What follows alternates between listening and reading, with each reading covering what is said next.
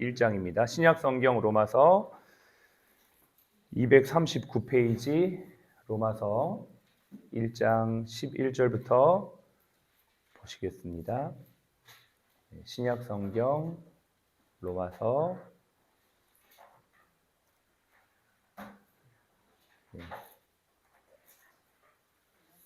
239페이지, 페이지가 위에 있습니다. 성경은 239페이지 로마서 1장 11절부터 17절까지 우리 같이 함께 읽겠습니다. 시작.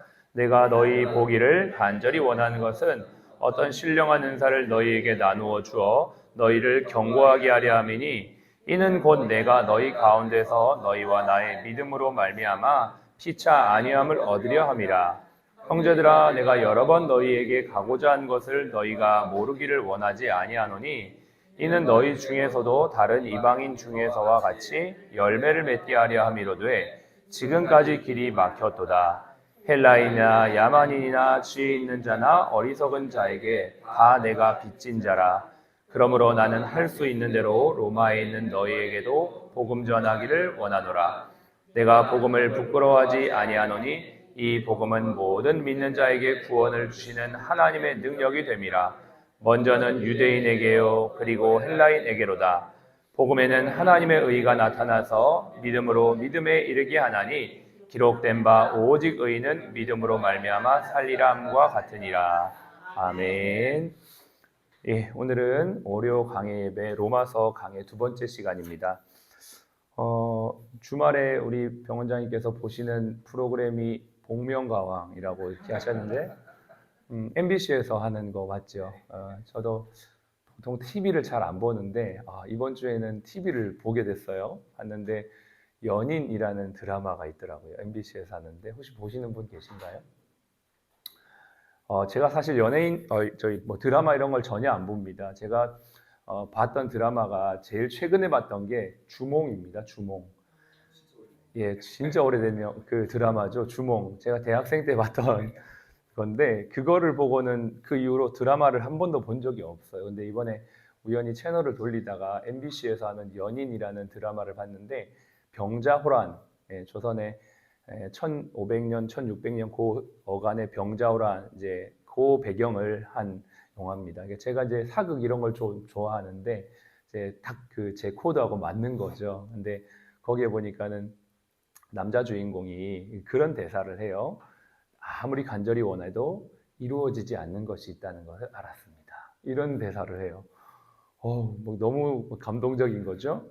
아무리 원해도, 내가 간절히 원해도 이루어지지 않는 것이 있다는 걸 알았습니다. 사실 이렇게 저 젊을 때, 특히 제가 군대 제대했을 때는 제가 딱 제대하면서 나는 못할 게 없다는 생각을 가지고 제대했던 것 같아요. 왜냐하면 군 생활도 했는데 내가 앞으로 뭘 하든지 뭘 못하겠냐. 내가 이렇게 힘든 군 생활도 다 마쳤는데 이제 그런 생각을 하는데 그런 마음이 가득한 거죠. 근데 시간이 지날수록 내가 못하는 게 훨씬 많고 내가 할 수 없는 게 더 많구나라는 걸 참 많이 깨닫게 됩니다. 요즘도 그 생각은 여전히 같은데요. 그러나 다른 것 하나는 그리스도 예수 안에서 하나님의 뜻이라면 모든 것이 가능하다라는 것이 다시 또 업그레이드 되어진 생각입니다. 오늘도 우리가 성경을 보니까요, 바울이 간절히 원했지만 이루지 못한 것이 있었습니다. 특별히 고린도후서 12장 8절에 보면 내가 내게서 이것이 떠나가기를 하나님 앞에 간절히 구하였는데 3번을 간구했다 이렇게 말하죠. 이것은 뭐냐면 바울의 육체의 가시를 말합니다.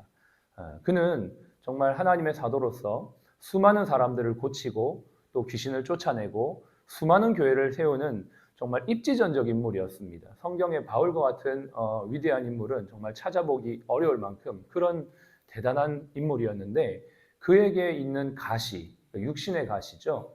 어떤 사람은 안질이라고도 하고 어떤 사람은 간질이라고도 하는데 저는 이제 간질이라고 하는 주장에 조금 더 설득력이 있다고 생각합니다. 왜냐하면 그가 이제 설교를 하다가 갑자기 간질로 쓰러지는 겁니다. 그러니까 얼마나 이게 성도들에게는 본의 안 되겠습니까? 또 바울은 저 많은 사람을 고쳤는데 왜 자기 병은 못 고치냐?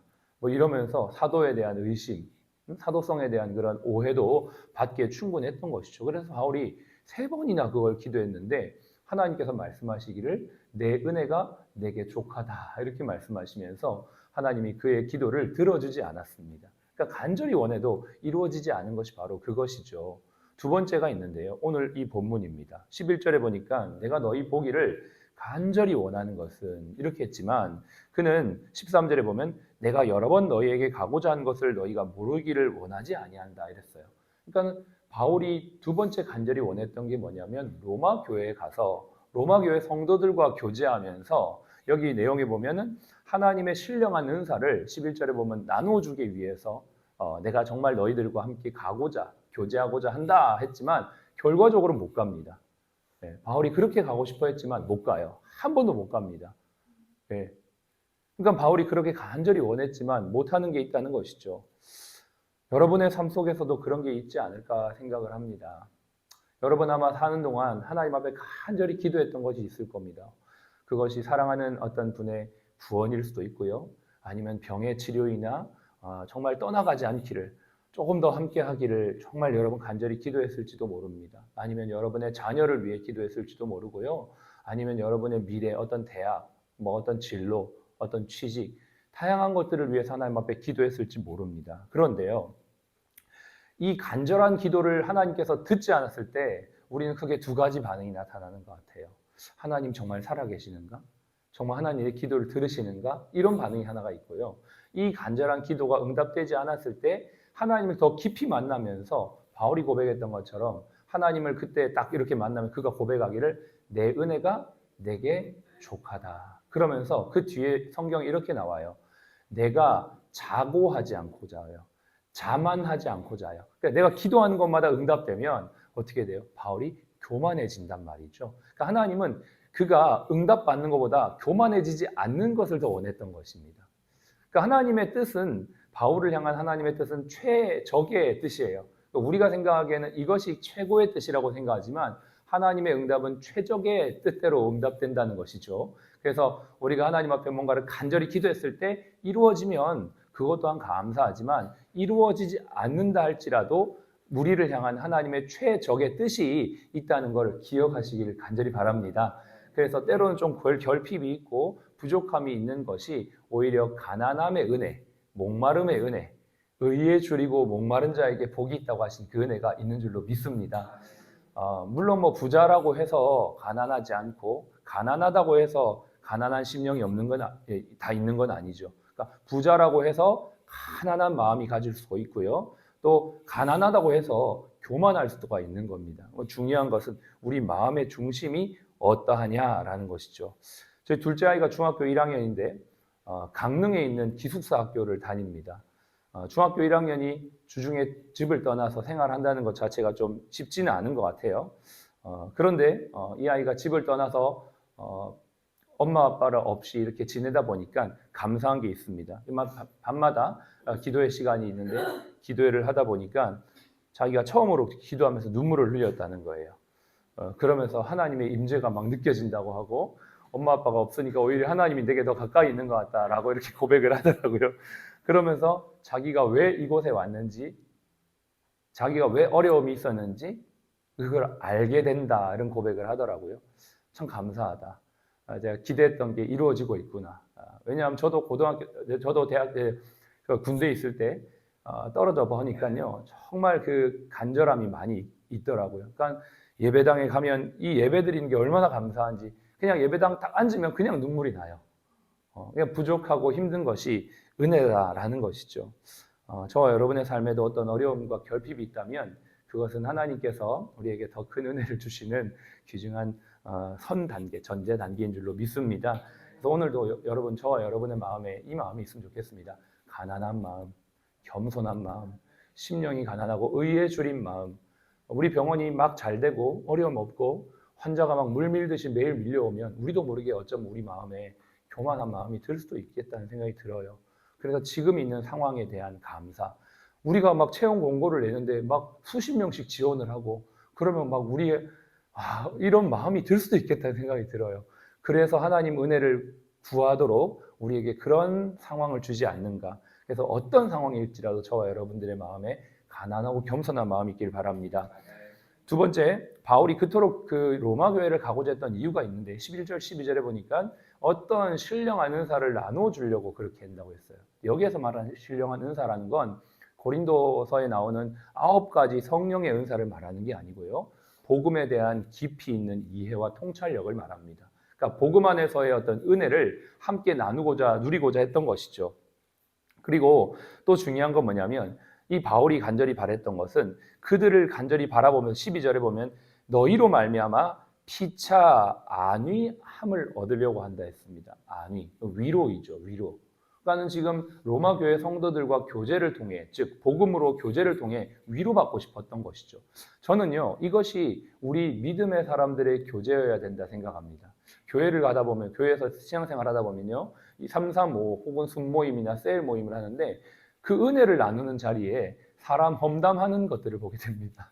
2명, 3명 앉아서 은혜를 나누라고 셀을 모임을 만들어줬는데 이 집사님 어렇고 저 집사님 어떻고 이래서 저렇고 저래서 저렇고 그런 이야기를 하는 걸 보면 참 마음이 힘들 때가 있습니다. 우리 성도들의 교제에서 정말 중요한 것은 뭐냐면 누구 험담하라는 게 아니고요. 3, 3, 5 모여가지고 하나님의 은혜를 나눠야 될 줄로 믿습니다. 이게 성도의 교제입니다. 저는 이걸 조금 더 확장해서 우리 병원의 크리스천들, 직원 성교회, 우리 믿음의 식구들에게 도전합니다. 여러분이 이 교제하고 대화하면서 물론 일상적인 대화, 병원의 일적인 대화도 중요하지만 그 이면에는 우리 크리스천이라면 우리가 정말 은혜의 교제가 있기를 간절히 바랍니다.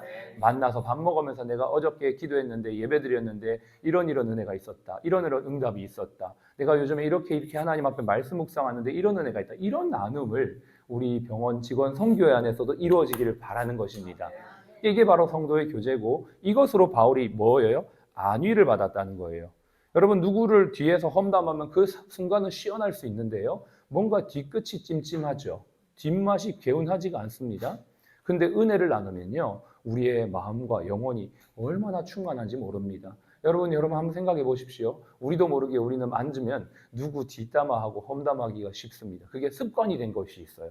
끊어내야 합니다. 적어도 신자들이라면 우리 크리스찬들이라면 그걸 끊어내야 될 줄로 믿습니다. 그래서 우리 안에 좋은 은혜의 나눔의 교제로 인하여 서로에게 위로가 되기를 간절히 바랍니다. 이러한 어떤 열정이 있었던 이유가 있는데요. 바울은 빚진 자라는 의식이 있었습니다. 14절에 보니까 내가 헬라인이나 야만이나 지혜 있는 자나 어리석은 자에게 다 빚진 자다 이렇게 했어요. 무엇에 빚졌습니까? 이 돈에 빚진 게 아니고요. 예수님의 사랑에 빚진 자라는 것을 바울은 깨달았던 거예요. 나 같은 죄인 중에 죄인이요 괴수가 예수님을 믿을 수 있다니 이 얼마나 놀라운 일인지 그는 깨달았던 것이죠. 지난주에 원목협회 세미나를 갔는데요. 70이 훨씬 넘은 한 원목님과 점심 식사를 같이 하게 되었습니다.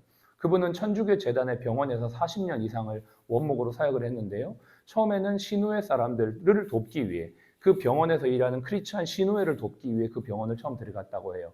그리고 그렇게 시작된 인연이 40년 동안 사역을 하는데 재단이 천주교 재단이다 보니까 지원도 변변치 않고 협력자도 그렇게 많지 않은 상황에서 무려 40년 이상을 그렇게 사역을 했다는 이야기를 들으면서 정말 감동과 은혜가 되었습니다. 그리고 저를 돌아보게 되었어요. 나는 어떠한가? 저는 그분에 비하면 너무 좋은 상황에서 너무 좋은 여건에서 많은 동력자들과 함께 사역을 하고 있는 거거든요. 물론 그것도 너무 감사한데 그분의 모습을 보면서 제가 하나 생각한 게 있어요. 이분이 어떻게 이렇게 40년 이상을 할 수 있었을까? 그분의 마음엔 빚진 자라는 마음이 있었던 거예요. 와, 정말 감동이 됐어요. 주님의 사랑에 빚졌기 때문에 그분은 결혼도 안 하고 평생 그 일을 하신 거예요.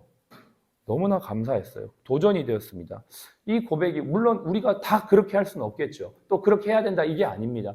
그러나 우리는 우리 각자의 자리에서 빚진 자로 난 어떻게 살 것인지 우리가 그렇게 한번 생각해 보는 것.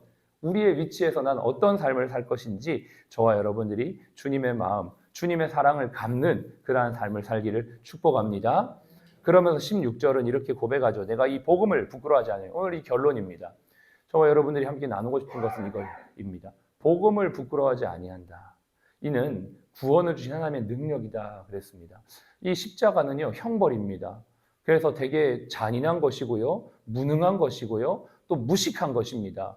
헬라인들은 지혜를 구하고 유대인들은 기적을 구하지만 바울은 십자가 복음만 증거한다고 자랑한다고 말합니다. 이 험한 십자가를 그가 자랑한 이유가 무엇입니까? 사실 이것을 이해하려면요, 호세아서를 봐야 돼요. 호세아서에 보면 2장 19절 20절에 보면 하나님께서 우리에게 이렇게 표현하세요. 내가 너에게 장가들겠다 이렇게 말씀하세요. 이거는 너무 충격적인 고백이에요. 그 당시에 호세아와 고멜의 결혼을 비유해서 말하는 거예요. 고멜은요, 자신의 몸을 파는 음탕한 여인이었습니다. 근데 하나님이 호세아에게 그와 결혼하고 그를 사랑하고 그를 끝까지 찾아가라고 얘기하시면서 내 사랑이 바로 이와 같다라고 말씀하시는 거거든요. 그러면서 하나님이 우리에게 장가들겠다 말씀하시면서 세 가지의 모습을 말합니다. 공의와 정의로 장가들고 은총과 인자로 장가들고 진실함으로 장가든다. 그리고 그렇게 약속을 이행하신 분이 누구예요? 예수 그리스도예요. 그분이 이 땅에 오셔가지고 죄된 우리를 신부 삼으시고 그분의 주권적인 은혜로 우리를 구원하셨다는 거죠. 이것을 알았던 바울은 이 복음을 자랑했던 겁니다. 내 같은 부족한 죄인을 구원하신 주님의 은혜를 자랑하지 않을 수가 없는 거예요. 그거를 고백할 수밖에 없는 거예요. 너희가 아무리 십자가가 무식하고 무능하고 어리석다고 말한다 할지라도 너희가 예수 그리스도의 사랑을 알면 이 십자가 자랑할 수밖에 없을걸. 그러면서 바울이 사도행전 16장인가요? 거기에 보면 아그리파 총독 앞에서 그가 고백합니다. 내가 이렇게 결박된 것 외에는 당신들도 다 나와 같이 되길 바랍니다. 이런 고백을 하는 거예요. 나같이 이렇게 결박된 것 말고는 당신들도 복음을 자랑하는 자들이 되기를 원합니다. 그런 간증과 고백을 하는 그의 삶의 원동력이 뭐냐? 바로 복음의 능력인 것이죠. 여러분, 복음은 믿음으로 인하여 믿음에 이르게 한다고 17절은 말합니다. 진짜 복음이 우리 안에 들어오잖아요. 믿음이 자랄 수밖에 없다는 거예요. 진짜 복음이 우리 안에 심기잖아요. 복음을 자랑할 수밖에 없어요. 그래서요, 우리의 믿음을 점검해야 돼요. 내 믿음이 진짜 복음에 근거하고 있는가? 내 안에 진짜 복음이 들어와 있는가? 내 믿음이 변화되지 않는다면, 내 삶이 변화되지 않는다면 정말 나는 복음의 사람인가에 대한 근본적인 질문을 해야 합니다. 복음은요, 사람을 변화시킬 뿐만 아니라 시대를 바꾸고요, 그 나라를 통째로 바꿀 수 있는 능력이 있습니다. 복음이 우리 병원의 소망이고 여러분의 소망이에요. 이 나라와 이 민족의 소망입니다. 그래서 이 복음을 자랑해야만 합니다. 하나님의 의에 대해서 17절이 말하는데 이건 좀 더 다음 시간에, 되게 중요한 개념이기 때문에 하나님의 의는 다음 시간에 좀 더 여러분과 함께 나누도록 하겠습니다. 어쨌든 여러분 한 해를 이제 마무리하는 시간이 왔습니다. 여러분 믿음으로 인하여 믿음에 자랐습니까?